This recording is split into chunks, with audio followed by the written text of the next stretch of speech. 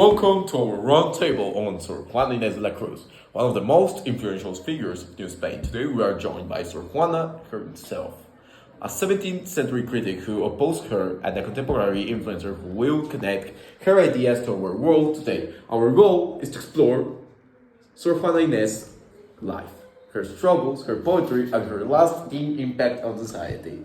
Welcome, Sor Juana.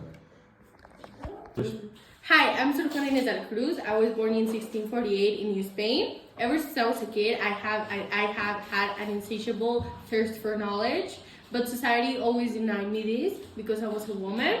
That's why I joined the church, and my convent became my home, where I wrote freely. Also, I have this poem called Hombres Necios que Acusáis, that talks about the standards that we have in society, because women are judged if we do something, and we are also judged if we don't do it.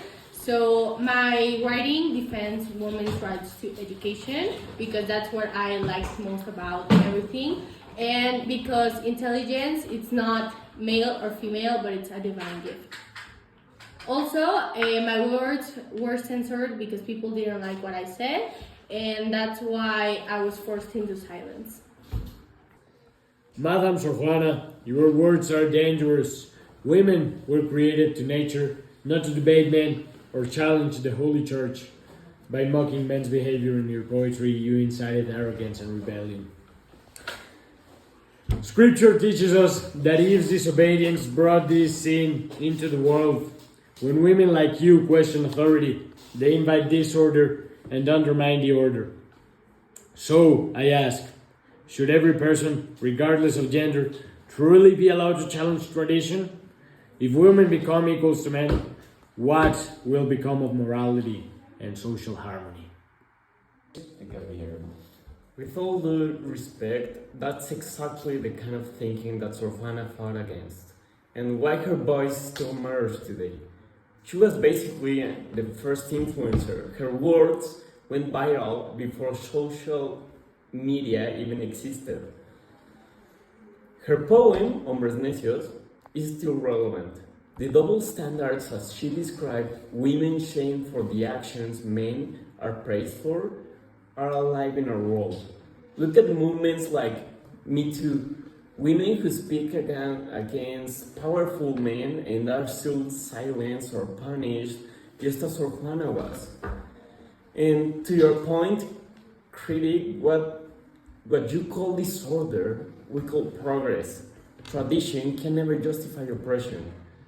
And so I ask, is a society that silences habits people truly stable? And to Sor Juana, if you had social media today, would you see it as a liberation or another trap for women's voices? Thank you all. I want to push the discussion forward to Sor Juana. What gave you the courage to risk everything and write against the norms of your time? To the critic, do you really believe silencing someone erases them, or does it actually make their voice stronger in history?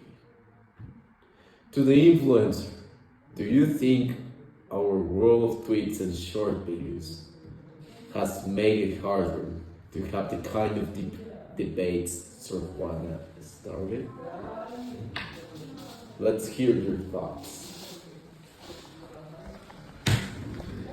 What gave me the courage to fight for every woman's rights and go against the norms of my time was the desire that I had for knowledge. I really wanted to be a person that made a difference, and a very well-educated person as well.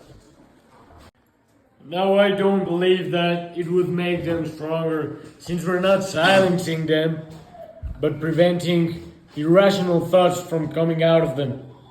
You see, many people don't think straight. We're just trying to prevent those thoughts from getting into the world. Yeah, definitely. Social media really helps these kind of debates and movements like Sor Juana ones. For example, The last few years, we have been working on feminism, and this has really taken the most important parts of social media, making its movement come to everybody in the world. It just doesn't go to a small town in Mexico like Sor Juana's. It also goes to the entire world, making movements, making people know, giving information away for free for everyone, making it accessible, the most important part of it. Well, I see that my struggle was not in vain. If the war has resonated with my speech centuries later, the silence could not conquer the truth.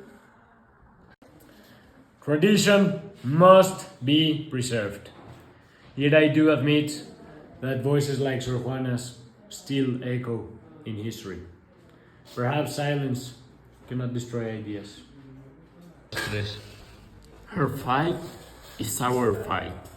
Sor Juana inspires modern feminism, education rights, and activism. She proves that words are timeless weapons.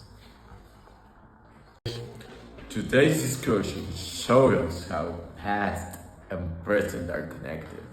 Sor Juana's courage, the resistance she faced, and her lasting influence remind us that the struggle for equality and justice is ongoing. Her voice is still challenges us to think and speak and act. Thank you very much for your attention.